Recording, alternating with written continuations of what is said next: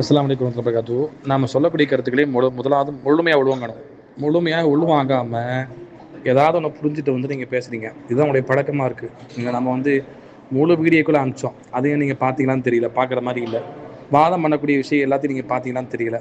சரிங்களா? எதையுமே முழுசாக கேட்டால் தான் புரியும்.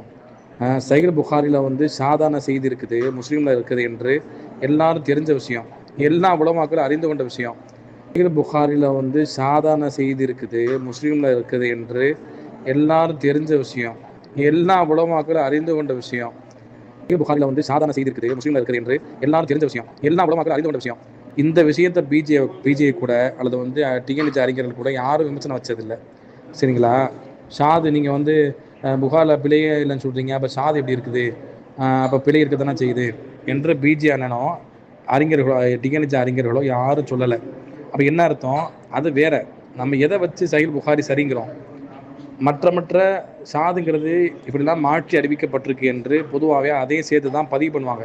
இது இமாமுடைய நடைமுறை. ஆனால் ஷாது என்பது தெளிவாக என்ன செஞ்சிடும், மற்ற ஏனைய அறிவிப்பை வைத்து தெளிவாக அடையாளம் கண்டுகொள்ளப்படும். சரிங்களா? அப்போ அதை வச்சு புகாரி சரியான கிதாப் என்று சொல்ல மாட்டாங்க.